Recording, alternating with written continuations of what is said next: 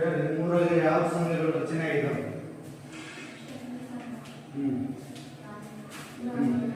ಮಾತಾಡ್ರಿ ಏನದು? ಯಾವ ಗ್ರಾಮೀಣ ಸಂಘ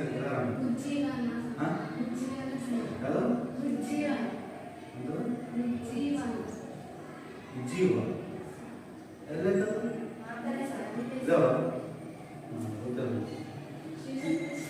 ಶ್ರೀ ಶಕ್ತಿ ಸಂಘಗಳು ಧರ್ಮಸ್ಥಳ ಸಂಘ ಇವೆಲ್ಲ ಸಂಘಟಿತ ಸಮೂಹಗಳು. ಆ ಸಂಘಕ್ಕೆ ಏನ್ ಮಾಡ್ತಾರೆ? ಸದಸ್ಯರಾಗ್ತಾರೆ, ಒಬ್ಬ ಅಧ್ಯಕ್ಷ, ಕಾರ್ಯದರ್ಶಿ, ಕಲಾದರ್ಶಿ, ಮೆಂಬರ್ಸ್ಗಳು. ಸೊ ಹೀಗೆ ಯಾಕೆ ಈಗ ಧರ್ಮಸ್ಥಳ ಸಂಘದ ಉದ್ದೇಶ ಇದೆ? ಆ ಸಂಘದ ಉದ್ದೇಶ ಇದೆ. ಇನ್ನು ಧರ್ಮಸ್ಥಳ ಸಂಘದಲ್ಲಿ ಯಾಕೆ ಸೇರ್ತೀವಿ? ಈಗ ನಿಮ್ಮ ಅವರೆಲ್ಲ ಸೇರಿರ್ಬೋದು. ಯಾಕೆ ಸೇರಿದಾರೆ? ದುಡ್ಡು ತಗೊಳಕ್ಕೆ, ದುಡ್ಡು ಸಾಲ ತಗೊಳಕ್ಕೆ, ಕಡಿಮೆ ಕಟ್ಟಕ್ಕೆ, ಕಡಿಮೆ ಬಡ್ಡಿ, ಟೈಮಿಗೆ ಯಾವ್ದಾದ್ರು ಹೆಲ್ಪಿಗೆ ಕುಟುಂಬಕ್ಕೆ ಬೇಕಾಗುತ್ತೆ ದುಡ್ಡು ಅಂತ. ಬೇರೆ ಬ್ಯಾಂಕಲ್ಲಿ ಬೇಗ ಲೋನ್ ಕೊಡಲ್ಲ, 3,000 ಕೇಳ್ತಾರೆ, ಸಾಲ ಕೊಡ್ತಾರೆ ಬ್ಯಾಂಕ್ಗಳಲ್ಲಿ. ಧರ್ಮಸ್ಥಳ ಸಂಘದಲ್ಲಾದರೆ ಎಲ್ಲ ಸದಸ್ಯರಿಗೂ ಮೆಂಬರ್ಶಿಪ್ ಆಗಿರ್ತಾರೆ. ವಯಸ್ಸು ವಾರ ಕಟ್ಬೇಕು, ದುಡ್ಡು ಅಲ್ಲಿಗೆ ತಿಂಗಳ ಕಟ್ಟಬೇಕು, ವಾರಕ್ಕೆ ಇಷ್ಟು ರೂಪಾಯಿ ಅಂತ ಕಟ್ತಾ ಹೋಗ್ತಾರೆ. ಅದಕ್ಕೆ ಹೊರೆ ಅನಿಸಲ್ಲ. ಆಮೇಲೆ ಮತ್ತೆ ಅದು ಸಾಲ ಮೇಲೆ ಮಾಡೋರು ಮತ್ತೆ ಉದ್ದೇಶ ಏನು? ಹೆಣ್ಣುಮಕ್ಕಳ ಕುಟುಂಬ ನಿರ್ವಹಣೆಗೆ ಸಹಕಾರ ಮಾಡೋದು ಅದರ ಉದ್ದೇಶ ಸಂಘಟನೆ. ಅಂದರೆ ಸಂಘಟಿತ ಸಮೂಹಗಳು ಯಾವುದೇ ಸಮೂಹಗಳಿರ್ಬೋದು, ಎಲ್ಲ ಸಮೂಹ ಸಂಘಟಿತರು. ಶಾಲೆ ಒಂದು ಸಂಘಟಿತ ಸಮೂಹ, ಇದರ ಗುರಿ ಕೆಲಸ, ಇದರ ಕಾರ್ಯಗಳು ಸ್ಪಷ್ಟ. ಪಾಠ ಹೇಳೋದು, ಮೋಸ್ಪಡಿಸೋದು, ನಿಮಗೆ ಪರೀಕ್ಷೆ ನಡೆಸೋದು, ಇದು ಇದರ ಕೆಲಸ. ಬ್ಯಾಂಕ್ ಸಂಘಟಿತ ಸಮೂಹ, ಬ್ಯಾಂಕ್ ಕೆಲಸ ಇದೆ. ಬ್ಯಾಂಕ್ ಕೆಲಸ ದುಡ್ಡು ಕಳಿಸ್ಕೊಡೋದು, ಬಡ್ಡಿ ಕೊಡೋದು, ಬಡ್ಡಿ ಯೂಸ್ಲಿ ಮಾಡೋದು, ಬಡ್ಡಿ ಮಾಡೋದು. ಒಂದು ಕಾರ್ಮಿಕರ ಸಂಘ, ಅವ್ರದ್ದು ಕಾರ್ಯಮಾನಿಕರ ಸಂಘ, ಒಂದು ವೈದ್ಯರ ಸಂಘ, ವಕೀಲರ ಸಂಘ, ಶಿಕ್ಷಕರ ಸಂಘ, ಇವೆಲ್ಲ ಸಂಘಟಿತ ಸಂಘ. ಇದಕ್ಕೆ ನಿರ್ದಿಷ್ಟ ಗುರಿ ಇರ್ತೈತೆ, ಉದ್ದೇಶ ಇರ್ತೈತೆ, ಅವುಗಳ ಈಡೇರಿಕೆಯಾಗಿ ಅವು ಕೆಲಸವನ್ನು ಮಾಡ್ತಾವೆ. ಇಂಥ ಸಮೂಹಗಳನ್ನು ನಾವು ಸಂಘಟಿತ ಸಮೂಹಗಳು ಅಂತ ಕರಿತೀವಿ. ಸೊ ಈ ಸಂಘಟಿತ ಸಮೂಹಗಳ ಲಕ್ಷಣಗಳನ್ನು ಬರೀಬೇಕು. ಒಂದು ಇದು ಸಂಘಟನಾ ವ್ಯವಸ್ಥೆಯನ್ನು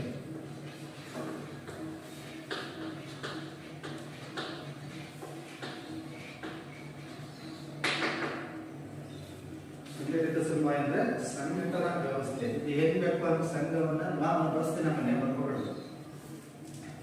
ಸಂಘಟಿತ ಸಮೂಹಗಳನ್ನ ಹೇಗೆ ಬೇಕು ಹಾಗೆ ನಾವು ರಚನೆ ಮಾಡಿ ನಾವು ಐದನೇ ಸೇರ್ಕೊಂಡು ಸಂಘ ಮಾಡ್ಕೊಡೋದ್ರೆ ಅದು ಸಂಘಟಿತ ಸಮೂಹ. ಅದಕ್ಕೆ ರಿಜಿಸ್ಟ್ರೇಷನ್ ಮಾಡಿಸ್ಬೇಕು, ಅದಕ್ಕೆ ನಾನು ಡೈಲಾಗ್ ಮಾಡ್ಕೋಬೇಕು, ಪ್ರತಿ ತಿಂಗಳು ಮೀಟಿಂಗ್ ಮಾಡಬೇಕು, ಪ್ರತಿ ತಿಂಗಳು ಸಭೆ ಸೇರಬೇಕು, ಪ್ರತಿ ತಿಂಗಳು ಬ್ಯಾಂಕಿಗೆ ದುಡ್ಡು ಜಮಾ ಖರ್ಚು ಮಾಡಬೇಕು. ಎಲ್ಲ ವ್ಯವಸ್ಥಿತವಾಗಿರಬೇಕು, ಯೋಜನಾಬದ್ಧವಾಗಿ. ಒಂದು ಸಂಘ ಮಾಡ್ತಿದ್ರೆ ಅದು ಸರ್ಕಾರದ ರೂಲ್ಸ್ಗಳಿರ್ತಾವೆ, ಆ ರೂಲ್ಸ್ಗಳನ್ನು ಫಾಲೋ ಮಾಡಿ ಸಂಘಗಳನ್ನು ರಚನೆ ಮಾಡಬೇಕು. ಹಾಗಾಗಿ ಇಲ್ಲಿ ಪ್ರತಿಯೊಬ್ಬ ಸದಸ್ಯರ ಸ್ಥಾನ, ಅಧಿಕಾರ, ಅವರಿಗೆ ಏನು ಜವಾಬ್ದಾರಿ ಎಲ್ಲ ಹಂಚಿರ್ತಾರೆ. ಬ್ಯಾಂಕ್ ಈ ಸಂಘದಲ್ಲಿ ಬ್ಯಾಂಕ್ ಮ್ಯಾನೇಜರ್ ಏನು ಕೆಲಸ, ಅವನ ಜವಾಬ್ದಾರಿ. ಫೀಲ್ಡ್ ಆಫೀಸರ್ ಏನು ಕೆಲಸ, ಅವನ ಜವಾಬ್ದಾರಿ. ಕ್ಯಾಶಿಯರ್ ಏನು ಕೆಲಸ, ಅವನ ಜವಾಬ್ದಾರಿ. ಸೊ ಅಲ್ಲಿರೋ ಕ್ಲರ್ಕ್ ಏನು ಕೆಲಸ, ಅವನ ಜವಾಬ್ದಾರಿ. ಎಲ್ಲ ಸ್ಪಷ್ಟವಾಗಿದೆ ಅವರವ್ರ ಕೆಲಸ. ಈಗ ಒಂದು ಶಾಲೆಯಲ್ಲಿ ಪ್ರಿನ್ಸಿಪಾಲ್ ಕೆಲಸ ಇದೆ, ಪಿಯೂನ್ ಕೆಲಸ ಇದೆ, ಲೆಕ್ಚರರ್ ಕೆಲಸ ಇದೆ, ವಿದ್ಯಾರ್ಥಿಗಳ ಕೆಲಸ ಇದೆ, ಇದೆಲ್ಲ ಸ್ಪಷ್ಟವಾಗಿದೆ. ಹಾಗಾಗಿ ಸಂಘಟಿತ ಸಮೂಹ ಅಂದರೆ ಸಂಘಟನಾ ವ್ಯವಸ್ಥೆ. ಎಲ್ಲರ ಜವಾಬ್ದಾರಿ ಹಂಚಿರ್ತೀವಿ ನಾವು. ಎಲ್ಲರೂ ಒಬ್ಬೊಬ್ಬ ಕೆಲಸಗಳನ್ನು ಅವ್ರು ಮಾಡಬೇಕು. ಯಾರು ಇನ್ನೊಬ್ಬರ ಕೆಲಸ ಇನ್ನೊಬ್ಬರು ಮಾಡೋದಂದ್ರೆ ಅದು ವ್ಯವಸ್ಥೆ ಕೆಟ್ಟಿದೆ. ಹಾಗಾಗಿ ಅವ್ರ ಕೆಲಸವನ್ನು ನಾವು ಮಾಡಬೇಕು. ಇದೇ ಸಂಘಟನಾ ವ್ಯವಸ್ಥೆ. ಎರಡನೇದು ಗಾತ್ರ. ಇವು ಕೆಲವು ದೊಡ್ಡವಿರ್ಬೋದು, ಕೆಲವು ಸಣ್ಣ ಇರ್ಬೋದು. ನೋಡಿ, ಶಾಲೆ ಸ್ವಲ್ಪ ದೊಡ್ಡದು ಹೌದಾ, ವಿಶ್ವವಿದ್ಯಾಲಯ ಇನ್ನೂ ದೊಡ್ಡದು, ರಾಜಕೀಯ ಪಕ್ಷ ಇನ್ನೂ ದೊಡ್ಡದು. ಸೊ ಒಂದು ಸಣ್ಣ ಸಂಘ ಇದೆ, ಗಾತ್ರದಲ್ಲಿ ದೊಡ್ಡವಿರ್ಬೋದು, ಸಣ್ಣವಿರ್ಬೋದು. ಎಲ್ಲ ಸಂಘಗಳು ಒಂದೇ ಗಾತ್ರದಲ್ಲಿ ಇಲ್ಲ. ಒಂದು ಸಂಘದಲ್ಲಿ 10 ಜನ ಇರ್ಬೋದು, ಒಂದು ಸಂಘದಲ್ಲಿ 1000 ಜನ ಇರ್ಬೋದು, ಒಂದು ಸಂಘದಲ್ಲಿ 50 ಜನ ಇರ್ಬೋದು, ಒಂದು ಸಂಘದಲ್ಲಿ 25 ಜನ ಇರ್ಬೋದು. ಹಾಗಾಗಿ ಗಾತ್ರ ಹೇಗೆ ಇರಬೇಕು ಅಂತ ಏನಿಲ್ಲ, ಗಾತ್ರದಲ್ಲಿ ಹೆಚ್ಚು ಕಡಿಮೆ ಇರ್ಬೋದು. ಸೈಜ್ ಒಂದೇ ಥರ ಇರಬೇಕು ಅಂತ ಏನಿಲ್ಲ. ಮೂರನೇದು ಸಂಬಂಧಗಳ ಸ್ವರೂಪ. ಸಂಬಂಧ, ಈ ಸಂಘದಲ್ಲಿ ಸಂಬಂಧಗಳು ಹೇಗಿರ್ತಾರೆ? ಬ್ಯಾಂಕ್ಗಳಲ್ಲಿ ಸಂಬಂಧಗಳು ಹೇಗಿರ್ತವೆ? ಅವ್ರಿಗೆ ವ್ಯವಹಾರಿಕ ಸಂಬಂಧ ಅಷ್ಟೇ. ಅವ್ರು ಯಾರೋ ಒಂದೇ ಮನೆಯವರೆಲ್ಲ ಬ್ಯಾಂಕಿಗೆ ಕೆಲಸ ಮಾಡೋದು. ಈ ಶಾಲೆಯಲ್ಲಿ ಕೆಲಸ ಮಾಡೋ ಮಕ್ಕಳೆಲ್ಲ ಒಂದೇ ಮನೆಯವಲ್ಲ,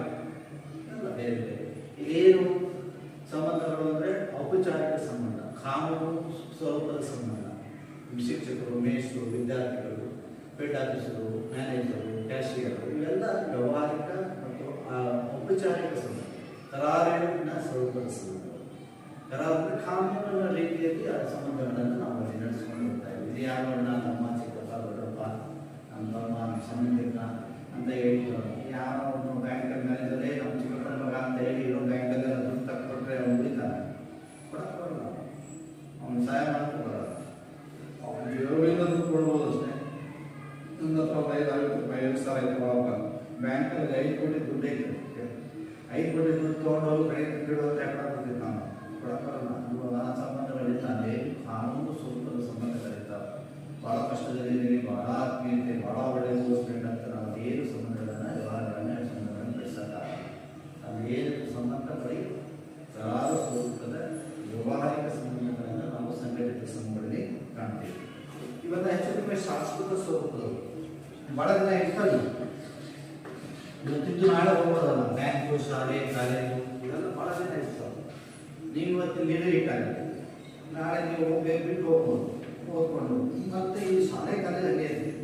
ನಾನು ಇಲ್ಲಿ ಇರ್ಬೋದು, ನಾನು ಬೇರೆ ಕಡೆ ಹೋಗ್ಬೋದು, ಆದರೆ ಶಾಲೆ ಕಾಲೇಜು ಹಂಗೆ ಇದೆ. ಒಂದು ಸಂಘ ಅನ್ನೋದು ಶಾಶ್ವತವಾಗಿ ಇರ್ತಾರೆ. ಇದರ ಯಾವುದು ಒಬ್ಬ ಹೋದ ತಕ್ಷಣ ಸಂಘ ಹೋಗ್ಬಿಡಲ್ಲ. ನಮ್ಮ ಬೇರೆ ಕಡೆ ಎಲ್ಲ ಹೋಗ್ಬೋದು, ಆದರೆ ಆ ಸಂಘ ಅಲ್ಲೇ ಹೋಗ್ತೀವಿ. ಯಾವುದು ಮಹಿಳಾ ಸಂಘದಲ್ಲಿ ಒಬ್ಬರು ಸತ್ತು ಹೋಗ್ತಾರೆ, ಹಾಗಂತ ಸಂಘನೇ ಸತ್ತು ಹೋಗ್ತಿದ್ರೆ ಸಂಘಗಳು ಹೆಚ್ಚು ಕಡಿಮೆ ಶಾಶ್ವತ ಸ್ವರೂಪವು ಇರುವುದು. ಇದು 4 ಅಂಶಗಳು. ಇದರಲ್ಲಿ ಅಸಂಘಟಿತ ಅಂತ ಇನ್ನೊಂದಿದೆ, ಇದು ಆಸೆ. ಇದು ಸಂಘಟಿತ ಸಮೂಹಗಳ ಲಕ್ಷಣ.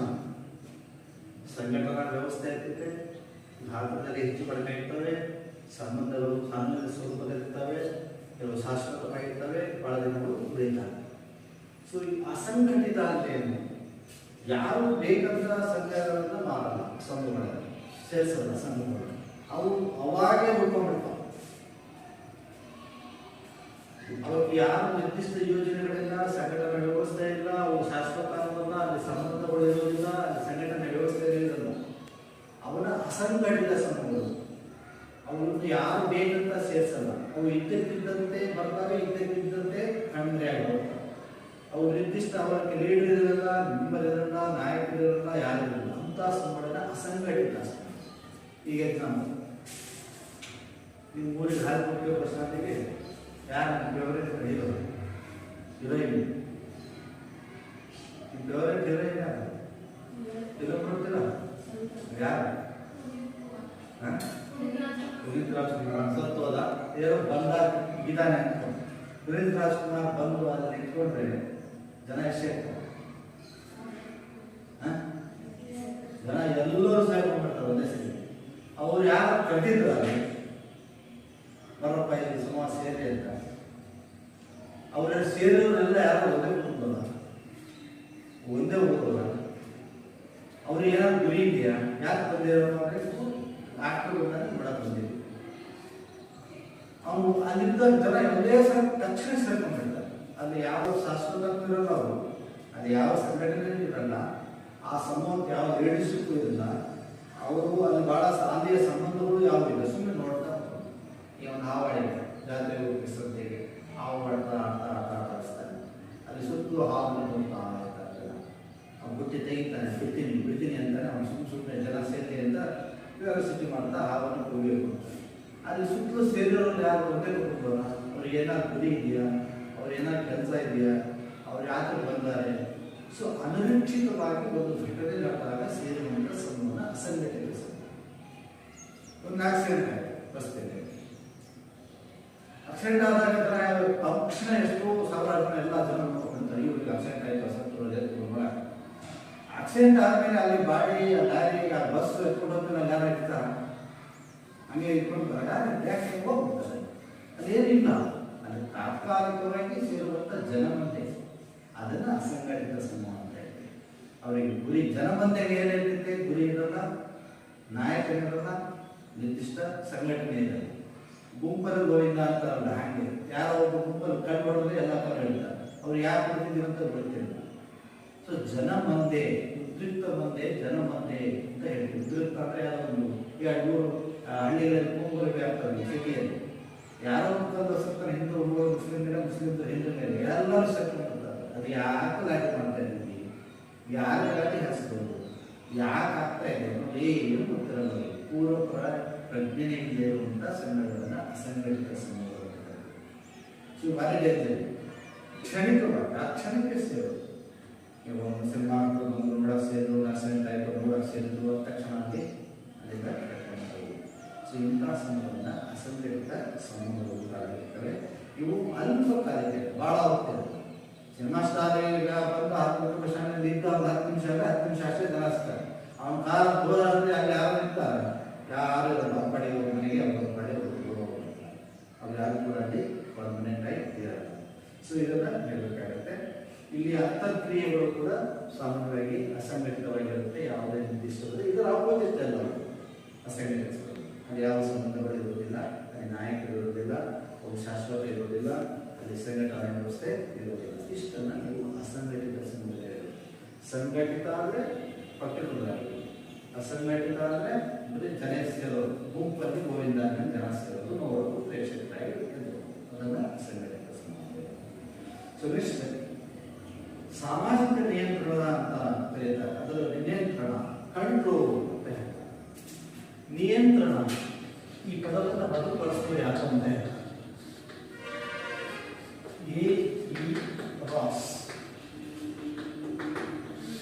ಕೇಳ್ತಾರೆ. ಸಾಮಾಜಿಕ ನಿಯಂತ್ರಣ ಅನ್ನೋ ಪದವನ್ನು ಮೊದಲು ಬಳಸಿದವರು ಯಾರು? ಸೋಷಿಯಲ್ ಕಂಟ್ರೋಲ್ ಅಂತ ಗ್ರಂಥಾಲಯ ಬರಲ್ಲ. ಅದರಲ್ಲೇ ಸೋಷಿಯಲ್ ಕಂಟ್ರೋಲ್ ಅಲ್ಲಿ ಸಾಮಾಜಿಕ ನಿಯಂತ್ರಣ ಅಂತ ಆ ಪದವನ್ನು ಮೊದಲು ಬಳಸಿದ್ದಾರೆ. ಈಗ ಕಂಟ್ರೋಲ್ ಅಂದ್ರೆ ಏನು? ಸಮಾಜದಲ್ಲಿ ನಿಯಂತ್ರಣ ಮಾಡುವಂಥ ಜನರ ವರ್ತನೆಗಳನ್ನು ನಿಯಂತ್ರಣ ಮಾಡೋದನ್ನ ನಾವು ಕಂಟ್ರೋಲ್ ಅಂತ ಹೇಳ್ತೀವಿ.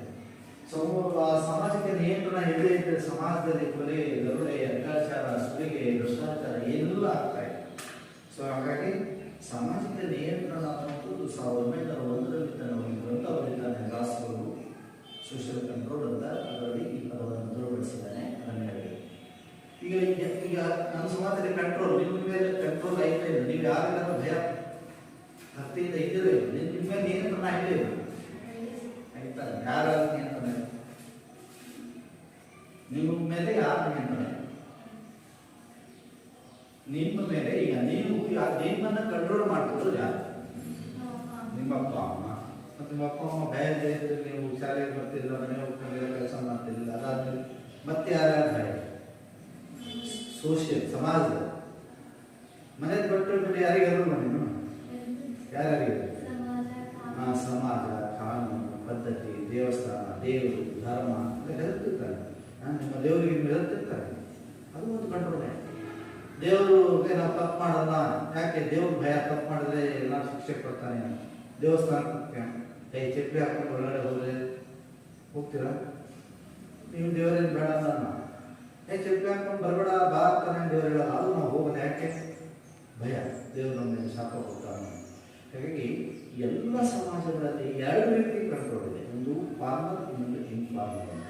ಔಪಚಾರಿಕ ನಿಯಂತ್ರಣ, ಮತ್ತೊಂದು ಅನೌಪಚಾರಿಕ ನಿಯಂತ್ರಣ. ಔಪಚಾರಿಕ ನಿಯಂತ್ರಣ ಅಂದರೆ ನಾವು ಸೃಷ್ಟಿ ಮಾಡ್ಕೊಂಡಿರೋದು. ನಮ್ಮನ್ನು ನಾವು ಕಂಟ್ರೋಲ್ ಮಾಡ್ಕೋಬೇಕು, ಸಮಾಜ ಶಾಂತಿ ಇರಬೇಕು, ನೆಮ್ಮದಿಯಾಗಿರಬೇಕು ಅಂತ ಸಮಾಜ ಸೃಷ್ಟಿ ಮಾಡಿರೋದು ಔಪಚಾರಿಕ. ಇವತ್ತು ಕಾನೂನುಗಳು ಮಾಡ್ಕೋಬೇಕು. ಯಾಕೆ ಕಾನೂನುಗಳಿರೋದು? ನಮ್ಮ ವರ್ತನೆಗಳನ್ನು ತಿದ್ದೋದು, ಶಿಕ್ಷೆ ಕೊಡೋದು. ಪೊಲೀಸರು ಯಾಕೆ? ಕಳ್ಳರನ್ನ, ಸುಳ್ಳರನ್ನ ಹಿಡಿಯೋಕ್ಕೆ, ಅವ್ರ ತಪ್ಪುಗಳನ್ನು ಪರಿಹಾರ ಮಾಡೋದನ್ನ ಹಿಡಿದು ಶಿಕ್ಷೆ ಕೊಡೋದು. ಪೊಲೀಸು, ನ್ಯಾಯಾಲಯ, ಕಾನೂನು, ಸಂವಿಧಾನ ಇವೆಲ್ಲ ಕಂಟ್ರೋಲ್ ಮಾಡುವಂಥ ಔಪಚಾರಿಕ ಸಾಧನೆ. ಏನಿಲ್ಲ, ಪೊಲೀಸ್ ಇಲ್ಲ, ಕಾನೂನಿಲ್ಲ ಅಂದ್ರೆ ಏನೆಲ್ಲ ಆಗ್ತಿತ್ತು ಸಮಾಜದಲ್ಲಿ? ಎಷ್ಟು ದರೋಡೆಗಳಾಗ್ತಾ ಇತ್ತು, ಎಷ್ಟು ಕೊಲೆಗಳಾಗ್ತಾ ಇತ್ತು, ಎಷ್ಟು ಏನೇನಾಗ್ತಾ ಇತ್ತು. ಹಾಗಾಗಿ ಎಲ್ಲ ಸಮಾಜಗಳು, ಭಾರತ ಒಂದೇ ಅಲ್ಲ, ಜಗತ್ತಿನ ಎಲ್ಲ ಸಮಾಜಗಳಲ್ಲೂ ಕೂಡ ಅವರ ಜನರ ವರ್ತನೆಗಳನ್ನು ಕಂಟ್ರೋಲ್ ಮಾಡೋಕ್ಕೆ ಇವುಗಳನ್ನು ತಂದಿದ್ದಾರೆ. ಇನ್ನೊಂದು ಅನೌಪಚಾರಿಕ ನಿಯಂತ್ರಣ. ಇದು ಪೊಲೀಸ್ ಅಲ್ಲ. ಅನೌಪಚಾರಿಕ ಅಂದ್ರೆ ನಾವು ನಮ್ಮ ಮೇಲೆ ನಮ್ಮ ಸಮಾಜದ ಕಟ್ಟಳೆಗಳನ್ನ, ಸಂಪ್ರದಾಯಗಳನ್ನ ನಾವು ಹಾಕೊಂಡಿರ್ಬೇಕು. ನಮ್ಮ ಸಂಪ್ರದಾಯಗಳು, ನಮ್ಮ ಪದ್ಧತಿಗಳು, ನಮ್ಮ ಲೋಕಾಚಾರಗಳು, ನಮ್ಮ ನೈತಿಕತೆಗಳು, ಇವುಗಳಿಂದ ನಾವು ಕಂಟ್ರೋಲ್. ಏನು ಲೋಕಾಚಾರ? ದಿನ ಲೋಕಾಚಾರ ಯಾಕೆ ದಿನ ಬ್ರಷ್ ಮಾಡಬೇಕು, ಮುಖ ತೊಳಿಬೇಕು, ಸ್ನಾನ ಮಾಡಬೇಕು, ಬ್ರಷ್ ಮಾಡಬೇಕು. ಮಾಡಬೇಕಂತ ಏನು ಗೊತ್ತಿದೆ? ಬ್ರಷ್ ಮಾಡ್ತೀರಿ ಮಾಡ್ತೀವಿ, ದಿನ ಮಾಡ್ಬೇಕಂತ ಯಾರು ಹೇಳಿದ್ರು? ಮಾಡಲಿಲ್ಲ ದಿನ ಬ್ರಷ್ ಮಾಡಿಲ್ಲ ಅಂತ ಯಾರು ನಿಮಗೆ ಕೇಸ್ ಹಾಕ್ತಾರ? ಹಾಕಲ್ಲ. ಆದ್ರೂ ಮಾಡ್ತೀಯ, ಮಾಡಲಿಲ್ಲ ಅಂದ್ರೆ ಏನಾಗುತ್ತೆ? ಹೇಳು, ಒಂದು ಮಾತು ಈಗ ಕೂಡ ನೀವು ಬ್ರಷೇ ಮಾಡಲಿಲ್ಲ ಏನಾಗುತ್ತೆ? ಹೇಳಿ ಏನಾಗುತ್ತೆ?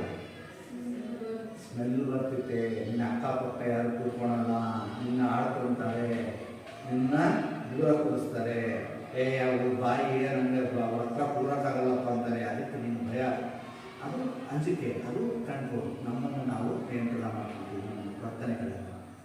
ಸೊ ಹಾಗಾಗಿ ಕೆಲವು ಲೋಕಾಚಾರಗಳು, ಪದ್ಧತಿಗಳು, ನೈತಿಕ ನಿಯಮಗಳು ಕೂಡ ನಾವು ಸ್ವತಃ ನಮ್ಮನ್ನು ನಾವು ನಿಯಂತ್ರಣ ಮಾಡ್ಕೊಳ್ಳೋಕ್ಕೆ ನಮ್ಮ ಸಮಾಜ ಮಾಡಿಕೊಳ್ಳುವಂಥ ಪದ್ಧತಿಗಳು. ಸೊ ಹಾಗಾಗಿ ಎರಡು ಪ್ರಕಾರಗಳಿದ್ದಾವೆ ಕಂಟ್ರೋಲಲ್ಲಿ. ಒಂದು ಸಮಾಜ ಸೃಷ್ಟಿ ಮಾಡಿರುವಂಥ ನಂಬಿಕೆ, ಆಚಾರ, ಪದ್ಧತಿ, ಲೋಕಾಚಾರ, ನೈತಿಕ ನಿಯಮ. ಇನ್ನೊಂದು ಮಾನವ ಆಧುನಿಕ ಜೀವನದ ಮೇಲೆ ಸೃಷ್ಟಿ ಮಾಡಿರುವಂಥ ಕಾನೂನು, ಸಂವಿಧಾನ, ಪೊಲೀಸು, ನ್ಯಾಯಾಲಯ. ಎರಡು ಸಮಾಜವನ್ನು ಕಂಟ್ರೋಲ್ ಮಾಡ್ತಾರೆ. ಎರಡೂ ಕೂಡ ಬೇಕು, ಎರಡೂ ಕೂಡ ಅಷ್ಟೇ ಪ್ರಾಮುಖ್ಯತೆಯನ್ನು ಪಡೆದುಕೊಂಡಿದ್ದಾರೆ ಎಲ್ಲ ಸಮಾಜಗಳಲ್ಲಿ. ಅಮೆರಿಕದಲ್ಲೂ ಐತೆ, ಭಾರತದಲ್ಲೂ ಐತೆ, ಅಮೆರಿಕದಲ್ಲೂ, ಪಾಕಿಸ್ತಾನದಲ್ಲೂ ಐತೆ, ಎಲ್ಲ ದೇಶಗಳಲ್ಲಿ ಕಂಟ್ರೋಲ್ ಅನ್ನೋದು ಇಡೀ ಜಗತ್ತಿನಲ್ಲಿ ಇದೆ.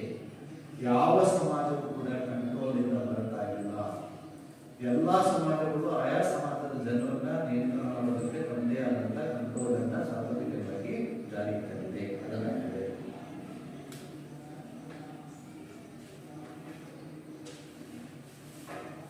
ಸಮಾಜದ ನಿಯಂತ್ರಣದ ಉದ್ದೇಶ ಏನಂತ? ಸಮಾಜವನ್ನ ಅನುವರ್ತನೆಯನ್ನ ನಿರಂತರವಾಗಿ ಕಾಯ್ಕೊಂಡು ಹೋಗಬೇಕು. ಈಗ ನಾವು ನಮ್ಗೆ ಇಲ್ಲೇ ಅಂತ್ಯವಾಗೋದಲ್ಲ ಸಮಾಜ. ಎಷ್ಟು ವರ್ಷಗಳಿಂದ ಸಮಾಜ ಇದೆ, ಅಷ್ಟು ಸಾವಿರ ವರ್ಷಗಳಿಂದ ಸಮಾಜ ಸಂಪೂರ್ಣವಾಗಿ ಬರ್ತಾ ಇದೆ. ನಾವು ಸತ್ತರೂ ಸಮಾಜ ಇರ್ತಿದೆ, ಜನ ಇರ್ತಾರೆ. ಆ ಜನ ಕಂಟಿನ್ಯೂ ಆಗಿ ಭೂಮಿ ಮೇಲೆ ಹೋಗ್ಕೋಬೇಕಂದ್ರೆ ಕಂಟ್ರೋಲಿಂಗ್ ಇರಬೇಕು. ಇಲ್ಲಿಗೆ ನಾವು ಕೊನೆ ಆಗ್ತೀವಿ ಅಂದ್ರೆ ನಾವು ಒಬ್ಬರ ಮೇಲೆ ಒಬ್ಬರು ಬಾಂಬ್ ಹಾಕಿ, ಒಬ್ಬರ ಮೇಲೆ ಒಬ್ಬರು ಅಣುಬಾಂಬ್ ಹಾಕಿ, ಒಬ್ಬರ ಮೇಲೆ ಒಬ್ಬರು ಕೊಯ್ಕೊಂಡು ಸಾಯ್ಕೊಂಡು ಎಲ್ಲ ಕ್ಲೋಸ್ ಆಗ್ಬಿಟ್ರೆ ಭೂಮಿ ಮನುಷ್ಯ ಇರೋಲ್ಲ. ಕಂಟ್ರೋಲ್ ಇಲ್ಲ. ಕಂಟ್ರೋಲ್ ಇರೋದಕ್ಕೆ ಒಂದು ದೇಶ ಇನ್ನೊಂದು ದೇಶ ಕಂಟ್ರೋಲ್ ಮಾಡಿದೆ.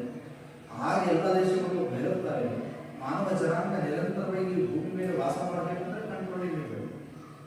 ಮನೆಗೆ ಕಂಟ್ರೋಲ್ ಇಲ್ಲ ಅಂದ್ರೆ ಗಂಡ ಒಂದು ಕಡೆ, ಹೆಂಡತಿ ಒಂದು ಕಡೆ, ಮಕ್ಕಳು ಒಂದು ಕಡೆ, ಅದು ಮನೆ ಯಾರು ಹೇಳೋದಿಲ್ಲ. ಮನೆಗೆ ಅಪ್ಪ ಅಪ್ಪಂದೇ, ಅಮ್ಮ ಅಮ್ಮಂದೇ, ಮಕ್ಕಳದೇ ಅನಿಸುತ್ತೆ. ಆ ಮನೆ ಮುಂದುವರಿಯಲ್ಲ, ಆ ಮನೆ ಕಳ್ಕೊಂಡು ಹೋಗುತ್ತೆ. ಆಗ ಆತ್ಮಹತ್ಯೆ ಭೂಮಿ ಮೇಲೆ ಸಮಾಜವನ್ನು ಬದುಕಬೇಕಂದ್ರೆ ಸೋಷಿಯಲ್ ಕಂಟ್ರೋಲ್ ಬೇಕು. ಸಮಾಜಗಳನ್ನು ದೈಹಿಕವಾಗಿ ತೆಗೆದುಕೊಂಡು ಹೋದಲ್ಲಿ ಸೋಷಿಯಲ್ ಕಂಟ್ರೋಲ್ ಪ್ರಮುಖ ಪಾತ್ರ ವಹಿಸುತ್ತೆ.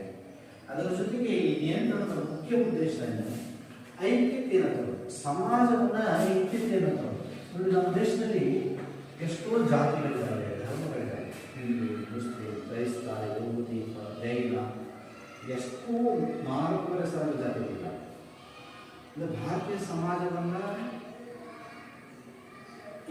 ಒಂದೇ ಅಂತ ನಾವು ತರಬೇಕಾದ್ರೆ ನಮಗೆ ಕಂಟ್ರೋಲ್ ಬೇಕು. ಈ ಜಾತಿ ಮೊದಲು ಬಿಟ್ಟು ದೇಶಕ್ಕಾಗಿ ನಾವು ಹೋಗ್ಬೇಕಾಗಬೇಕು. ನಮಗೆ ಜಾತಿ ಮುಖ್ಯ ಅಲ್ಲ, ಧರ್ಮ ಮುಖ್ಯ ಅಲ್ಲ. ಅದಕ್ಕೆ ನಮ್ಮನ್ನು ಕಂಟ್ರೋಲ್ ಇದೆ. ನಾವೇ ಜಾತಿಯನ್ನು ನಿಮ್ಮ ಜಾತಿ ಮೇಲೆ ನಮ್ಮ ಜಾತಿ ಜಗಳ ಮಾಡೋದ್ರೆ ಅವ್ರು ಇಬ್ಬರು ಒಳಗಡೆ ಹಾಕ್ತಾರೆ. ಜಾತಿ ಮುಖ್ಯ ಅಲ್ಲ ದೇಶದಲ್ಲಿ, ದೇಶ ಮುಖ್ಯ. ಸಮಾಜದ ಏಕತೆ, ಐಕ್ಯ ಮುಖ್ಯ. ಅದಕ್ಕೆ ನಮ್ಮ ಮೇಲೆ ಕಂಟ್ರೋಲ್ ಇದೆ. ಸರ್ಕಾರಗಳು ಕಂಟ್ರೋಲ್ ಮಾಡ್ತವೆ, ಸಂವಿಧಾನ ಕಂಟ್ರೋಲ್ ಮಾಡುತ್ತೆ. ಹೀಗಾಗಿ ಸಮಾಜವು ಏಕತೆಯನ್ನು, ಐಕ್ಯತೆಯಲ್ಲಿ ಸಮಾಜದ ನಿಯಂತ್ರಣ ಪ್ರಮುಖ ಪಾತ್ರವನ್ನು ವಹಿಸುತ್ತೆ. ಅದನ್ನು ಕೂಡ ನಾನು ಹೇಳಿದ್ದೀನಿ. ಸೊ ಇದು ಸಾಮಾಜಿಕ ನಿಯಂತ್ರಣದಲ್ಲಿ ನಾವು ಬಹಳ ಪ್ರಮುಖವಾಗಿ ಅದರ ಉದ್ದೇಶಗಳು, ಅದರ ಪ್ರಕಾರಗಳು ಮತ್ತು ಅದರ ಅರ್ಥ ಇಷ್ಟನ್ನು ನೀವು ಇಲ್ಲಿ ಹೇಳಬೇಕಾಗುತ್ತೆ. ಸೊ ಏನು ಹೇಳಬೇಕಿದೆ? ಪ್ರಮುಖವಾಗಿ ಈ ಸಾಮಾಜಿಕ ನಿಯಂತ್ರಣ ಪರಿಕಲ್ಪನೆಯನ್ನು ಮೊದಲು ಬಳಸುವುದು ಯಾರು ಅಂತ ಹೇಳ್ತಾನೆ. ಈ ರಾಸ್ 1901ರಲ್ಲಿ ಸೋಷಿಯಲ್ ಕಂಟ್ರೋಲ್ ಅಂತ ಒಂದು ಗ್ರಂಥ ಬರುತ್ತಾನೆ. ಆ ಗ್ರಂಥದ ಒಳಗೆ ಈ ಒಂದು ಪದವನ್ನು ಮೊದಲು ಬಳಸ್ತಾನೆ ಅನ್ನೋದನ್ನು ತಿಳಿಸಿದ್ದೇವೆ. ಇದಾದಮೇಲೆ ಅದರ ಲಕ್ಷಣಗಳು ಮತ್ತು ಅದರ ಉದ್ದೇಶಗಳನ್ನು ಬರಬೇಕು. ಅದಾದಮೇಲೆ ಅದರಲ್ಲಿ ಇರೋ ಪ್ರಕಾರ, ಯಾವ ಪ್ರಕಾರಗಳು ಅಂದರೆ ಹೇಳಿ ಸಾಮಾಜಿಕ ನಿಯಂತ್ರಣ ಪ್ರಕಾರಗಳು ಯಾವ್ಯಾವ ಈಗ ಹೇಳಿ. ಔಪಚಾರಿಕ, ಹೇಳ್ರಿ ಜೋರಾಗಿ ಬರಬೇಡ್ರಿ.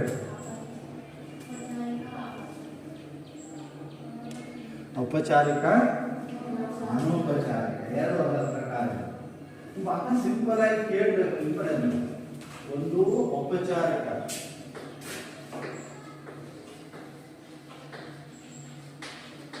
ಇದಕ್ಕೆ ಎಕ್ಸಾಂಪಲ್ ಹೇಳ್ತೀನಿ. ಯಾವ್ದು ಔಪಚಾರಿಕಕ್ಕೆ? ಕಾನೂನು, ಪೊಲೀಸು, ನ್ಯಾಯಾಲಯ, ಸಂವಿಧಾನ. ಎರಡನೇದು ಅನೌಪಚಾರಿಕ. ಇದಕ್ಕೆ ಎಕ್ಸಾಂಪಲ್ ರೂಢಿ, ಪದ್ಧತಿ, ಲೋಕಾಚಾರ,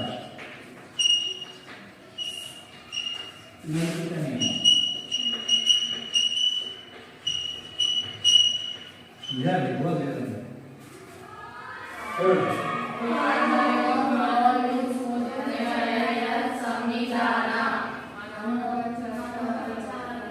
ಅನೌಪಚಾರಿಕ ನಿಯಂತ್ರಣ. ಅದಕ್ಕೆ ಎಕ್ಸಾಂಪಲ್ ಹೇಳಿ. ರೂಢಿ, ಪದ್ಧತಿ, ಲೋಕಾಚಾರ, ನೈತಿಕ ನಿಯಮ. ಈ ಲೋಕಾಚಾರದ ಬಗ್ಗೆ ನಾವು ಏನು ಮಾಹಿತಿ ಹೇಳ್ತೀವಿ? ಲೋಕಾಚಾರ ಅಂದರೆ ಜನರು ತಮ್ಮ ನಿತ್ಯ ಜೀವನದಲ್ಲಿ ಆಚರಿಸುವ ಪದ್ಧತಿಗಳನ್ನು ಲೋಕಾಚಾರ ಅಂತ ಹೇಳ್ತೀವಿ. ಈಗ ನೀವು ಈಗ ಈ ಜಡೆ ಪಾಯಸ ನಿಮಗೆ ಯಾಕೆ ಹಂಗೆ ಬಿಟ್ಕೊಂಡು ನೀನು ಅವ್ನು ಕರಿ ಇಟ್ಕೊಂಡೆ, ಅದ್ರ ಮೇಲೆ ಕೆಂಪು ಇಟ್ಕೊಂಡೆ, ಯಾಕೆ? ಅದನ್ನೇ ಲೋಕಾಚಾರ. ಎಲ್ಲರೂ ಇಟ್ಕೊಂಡ್ರೆ ಸರಿ. ದೇವಸ್ಥಾನಕ್ಕೆ ಹೋಗ್ತೀವಿ. ದೇವಸ್ಥಾನಕ್ಕೆ ಹೋದಾಗ ದೇವಸ್ಥಾನ ಸುತ್ತ ಕೆಲವರು ಹೊಡಿತಾರೆ. ಯಾಕೆ ಹೊಡಿತಾರೆ? ಯಾವ ರೀತಿಯಿಂದ ಯಾವ ರೀತಿಗೆ ಪ್ರದಕ್ಷಿಣೆ ಮಾಡ್ತಾರೆ? ಬಲದಿಂದ ಎಡಕ್ಕೆ ಮಾಡ್ತಾರೆ. ಯಾಕೆ? ಎಡದಿಂದ ಬಲಕ್ಕೆ ಮಾಡಬೇಡಿ ಅಂತ ದೇವರು ಹೇಳಿದ. ಅದನ್ನೇ ಲೋಕಾಚಾರ. ದಿನಾ ಬ್ರಷ್ ಮಾಡ್ತೀವಿ. ಯಾಕೆ? ಬೆಳಿಗ್ಗೆನೇ ಯಾಕೆ ಮಾಡ್ತೀರಿ? ಲೋಕಾಚಾರ. ಮಧ್ಯಾಹ್ನ ಮಾಡ್ಬೋದು, ಸಂಜೆನೂ ಮಾಡ್ಬೋದು, ಬೆಳಗ್ಗೆ ಮಾಡ್ಬೇಕಂತ ಏನಿಲ್ಲ. ಇವೆಲ್ಲ ಜಡೆ ಬಿಟ್ಟಿವಿ. ಯಾಕೆ? ಅಲ್ಲ ಪಾಲಿನ ಹುಡುಗರು ನಾಳೆ ಎಲ್ಲ ಕಟಿಂಗ್ ಮಾಡಿಸ್ಕೊಂಡು ಬಣ್ಣ ಹಾಸ್ಕೊಂಡು ಬರ್ಬೋದು. ಈ ಕಟಿಂಗ್ ಮಾಡಿಸ್ಕೊಂಡು ಬಣ್ಣ ಹಾಸ್ಕೊಂಡು ಬರ್ಬೋದಲ್ಲ.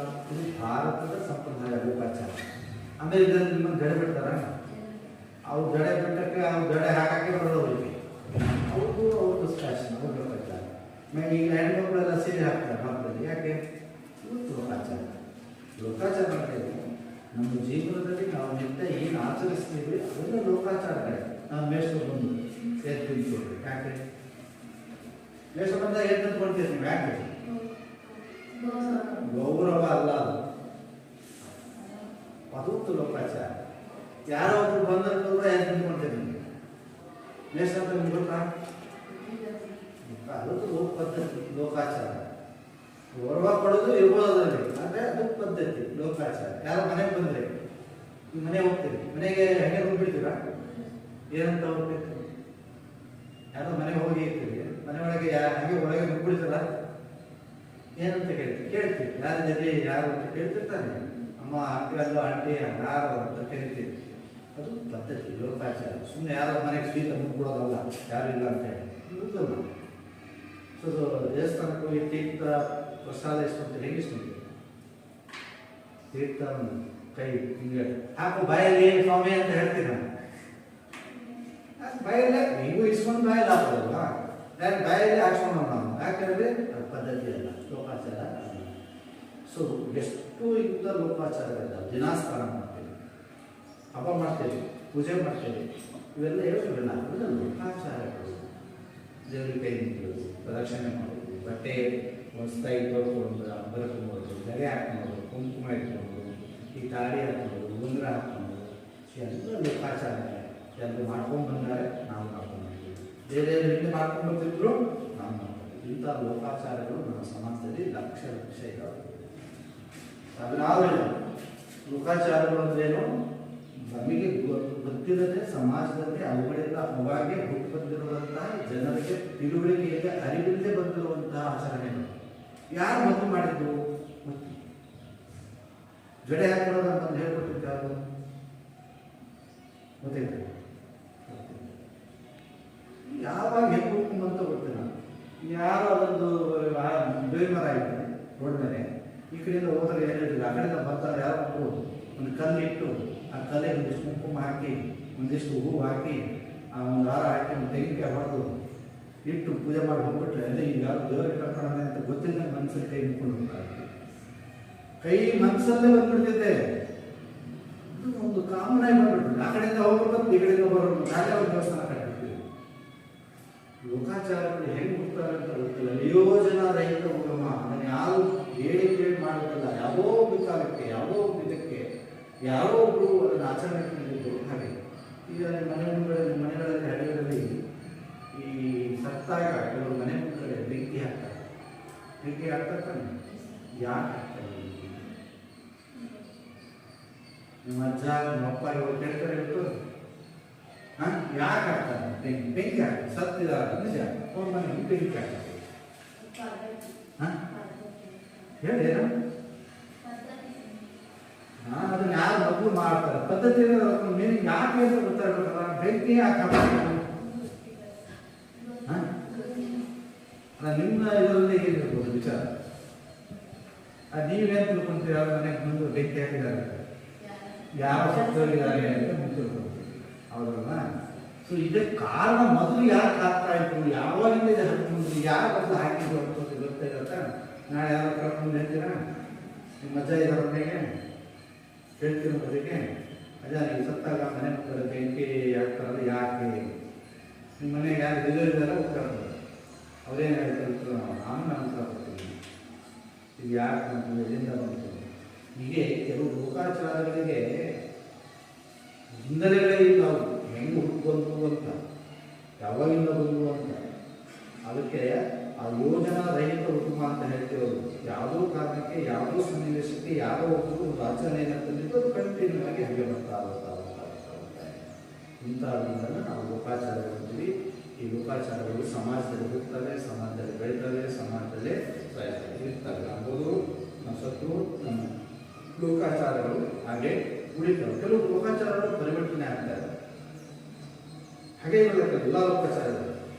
ಈ ಒಂದು 15-20 ವರ್ಷದ 30-40 ವರ್ಷದ ಹಿಂದೆ ಈ ಡ್ರೆಸ್ ಇತ್ತ ಕಾಲೇಜ್ ಬರೋದೆ ಏನು ಹಾಕೊಂಡ್ಬರ್ತೀವಿ ಗಾವಣಿ ಹೆಣ್ಮಕ್ಳು? ಲಂಗಾದವಣೆ ನೋಡಿ. ಈಗ ಯಾರು ಲಂಗಾದವಣಿಗವ ಇಲ್ಲ. ಮುಂದೆ ಇನ್ನೊಂದು 20 ವರ್ಷ 15 ವರ್ಷ ಹೋದ್ರೆ ಈಗ ಏನಂತೀವಿ ಹಾಕೋದು? ಚೂಡಿದಾರ ಏನಿದೆ? ಇದೇನಿದೆ ಹಾಕೊಂಡ್ರೆ ಡ್ರೆಸ್ ಈಗ ಚೂಡಿದಾರ ಇನ್ನೊಂದು 15-20 ವರ್ಷಕ್ಕೆ ಇಟ್ಟು ಅಂತ ಗ್ಯಾರಂಟಿ ಆಯ್ತಾ? ಅದು ಬದಲಾಗ್ಬೋದು. ಬೆಂಗಳೂರಲ್ಲಿ ಹೋದ್ರೆ 70% ಹುಡುಗರು ಹುಡುಗಿಯರು ಎಲ್ಲ ಒಂದೇ ಡ್ರೆಸ್ ಹಾಕ್ತಾರೆ, ಪ್ಯಾಂಟು ಶರ್ಟು ಟಿ ಶರ್ಟು ಎಲ್ಲ. ಅಂದರೆ ಕೆಲವು ಲೋಕಾಚಾರಗಳು ಪರಿವರ್ತನಶೀಲವಾಗ್ತಾ ಹೋಗ್ತಾರೆ.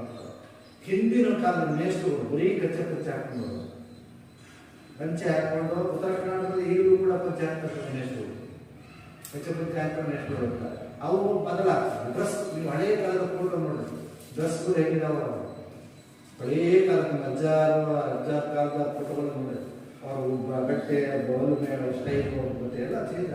ಹಾಗೆ ಕೆಲವು ಲೋಕಾಚಾರಗಳು ಬದಲಾಗ್ತಾ ಕೂಡ ಬರ್ತಾರೆ, ಕೆಲವು ಹಾಗೆ ಇರ್ತಾರೆ. ಮದುವೆ ಹಿಂದಿನ ಕಾಲ ಮದುವೆಗೂ ಈಗಿನ ಮದುವೆಗೂ ವ್ಯತ್ಯಾಸ ಐತೆ. ಹಿಂದಿನ ಕಾಲ ಮದುವೆ 8 ದಿನ 6 ದಿನ ಮದುವೆ ಮಾಡೋದು. ಈಗ ಯಾವಾಗ 6 ದಿನ ಮದುವೆ ಮಾಡಿದ್ರೆ ಮಂಡ ಮುಸ್ಕೊಂಡು ಹೋಗ್ಬಿಡ್ತಾನ, ಇವತ್ತು ಎಲ್ಲ ಸಾಲ ಮಾಡ್ಕೊಂಡು. ಯಾಕಂದ್ರೆ 6 ದಿನ ಊಟ ಹಾಕಕ್ಕಾಗತ್ತ. 6 ದಿನ ಮಾಡಿದ್ರೆ ಅವ್ನ ಮನೆ ಮುಂಜಾನೆ ಎಲ್ಲ ಉಳಿದಿಲ್ಲ, ಒಂದು ದಿನದಲ್ಲೇ ಸತ್ತು ಹೋಗ್ಬಿಡ್ತಾರೆ. 2 ಊಟ ತಿಂಡಿಗೆ ಪಾಪ ಅವನು ಸತ್ತಾಗ್ಬಿಡ್ತಾನೆ. ಹಿಂದೆ ಎಲ್ಲ ನ್ಯಾಚುರಲ್ ಆಗಿತ್ತು. ಬಂಡಿ, ಎತ್ತಿನ ಬಂಡಿ ಕಟ್ಕೊಂಡು ಮದುವೆಗೆ ಹೆಣ್ಣು ಮಾಡಿಕೊಂಡು ಗಂಡು ಮಾಡಿಕೊಂಡು ಬೇರೆ ಊರಿಗೆ ಹೋಗೋದು.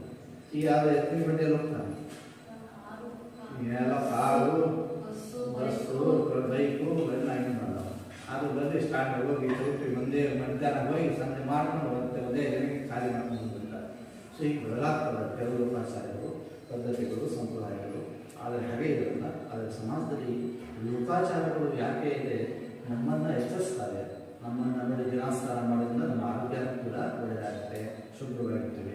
ಬಟ್ಟೆ ಹಳೆಯ ವಸ್ತು ತೊಳ್ಕೊಂಡು ಹಾಕ್ಕೊಳ್ಬೇಕು, ಲೋಕಾಚಾರ. ಅದು ನಮ್ಮಿಂದ ಸಮಾಜದಲ್ಲಿ ಗೌರವ ತರುತ್ತೆ. ಸೊ ಹೀಗೆ ಎಷ್ಟೋ ಲೋಕಾಚಾರಗಳು ನಮ್ಮ ಸಮಾಜದಲ್ಲಿ ಜೀವಂತವಾಗಿದ್ದಾವೆ. ಅವುಗಳನ್ನು ನಾವು ಸಪ್ರೇಟ್ ಆಗಿ ಇಲ್ಲಿ ಹೇಳಬೇಕಾಗುತ್ತೆ. ಸೊ ನೀವು ಈ ಲೋಕಾಚಾರಗಳು ಅಂತ ನೀವು ಅದನ್ನು ಬರಿಬೇಕು. ಅದನ್ನು ಮೊದಲು ಬಳಸುವ ಲೋಕಾಚಾರ ಪದವನ್ನು ಯಾರಂತ ಹೇಳ್ತಾರೆ? WG ಸಮ್ನತ್. WG ಸಮ್ನತ್ ಈ ಪದವನ್ನು ಮೊದಲು ಬಳಸ್ಕೊಬೇಕು. WG ಸಮ್ನತ್ ಲೋಕಾಚಾರ ಅನ್ನೋ ಪದವನ್ನು ಮೊದಲು ಬಳಸುವಂಥ ವ್ಯಕ್ತಿ ಯಾರು ಮಾಸಿ ಹೇಳ್ತಾರೆ.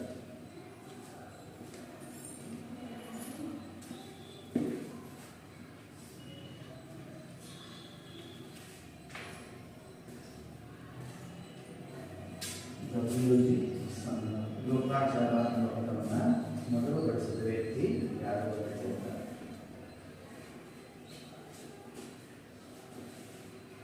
ನೆಕ್ಸ್ಟ್ ಇದರಲ್ಲಿ ಇವಾಗ ನೋಟ್ಸ್ ತರಿಸ್ತೀನಿ. ನೋಟ್ಸ್ ಸಪ್ರೇಟ್ ಕಂಟಿನ್ಯೂ ಮಾಡ್ಕೊಳ್ಳಿಲ್ಲ ಅಂದರೆ ನಿಮಗೆ ಒಂದು ನಾಳೆ ಟೆಸ್ಟ್ 28ನೇ ತಾರೀಕಿಂದ ಯಾರು ಎಲ್ಲೆಲ್ಲಿ ಬಿಟ್ಟಿದ್ದೀರಿ ಆ ಗ್ಯಾಪ್ಗಳು ಅದನ್ನು ಸರಿ ಮಾಡ್ಕೋಬೇಕು. ಫಸ್ಟ್ ಡಿಸ್ಕಸ್ ಕರೆಕ್ಟ್ ಮಾಡ್ಕೋಬೇಕು. ಕಂಟಿನ್ಯೂ ಇದ್ರೆ ಮಾತ್ರ ಅದು ಇದಾಗುತ್ತೆ. ಇಲ್ಲ ನೀವು ಅದೊಂದು ಬಿಟ್ಟು ಮತ್ತೆ ಒಂದು ಬಿಟ್ಟು ಇಲ್ಲೊಂದು ಬಿಟ್ಟು ಅದೊಂದು ಬಿಟ್ಟು ಬರ್ಕೊಂಡ್ರೆ ಎಲ್ಲ ಇದಾಗುತ್ತೆ.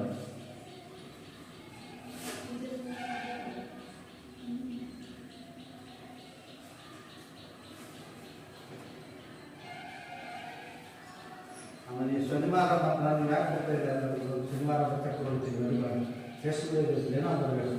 ಇನ್ಮೇಲೆ ಯಾರು ತಗೊಳ್ತಾರೆ ಅವ್ರಿಗೆ ದಿನಕ್ಕೆ 10 ರೂಪಾಯಿ ಫೈನ್ ಆಗ್ತದೆ ವಿತೌಟ್ ಪರ್ಮಿಷನ್ ಹೋಗಿ. ಅವ್ರು ಬರಲಿಲ್ಲ ಅಂತ 10 ರೂಪಾಯಿ ಫೀಸ್ ಕಟ್ಟಬೇಕು. ಗಂಡ ಇವತ್ತು ಯಾರು 3 ಬಂದಿಲ್ಲ, 4 ಜನ ಬಂದಿದ್ದಾರೆ. 4 ಜನಕ್ಕೆ 10 ರೂಪಾಯಿ ಫೈನ್ ಹಾಕಕ್ಕೆ ಹೇಳ್ತೀನಿ. ಶನಿವಾರ ಹೋಗಿ ಹೇಳ್ತೀನಿ. ನೀನು ಯೋಚನೆ ಮಾಡೋದು ಹಾಂ ನೀವು ನೋಟ್ಸ್ ಕೊಟ್ಟು ಹಿಂಗೆ ಮಾಡ್ಬೋದು. ನೋಡ್ಕೊಡ್ತಂದ್ರೆ ಡೇಟ್ ಹಾಕೋ, ಡೇಟ್ ಹಾಕ್ತದೆ, ಡೇಟ್ ಮಾಡ್ಬೋದು. ಯಾರು ತಂದ್ರೆ ಬರ್ಬೋದು, ನಿಮ್ಗೆ ತೋರಿಸ್ಬೇಕು ಅವರಿಗೆ. ಮತ್ತು ಹೋಗೋದು ಹಾಕಿ ಯಾರು ತಂದ್ರೆ ಬರ್ಬೋದು. ಡೈಲಿ ಕರೆಕ್ಟ್ ಮಾಡಿ ನನ್ನ ಕಡೆ ತೋರಿಸ್ಬೇಕು, ಸೇವ್ ಮಾಡ್ಬೇಕು.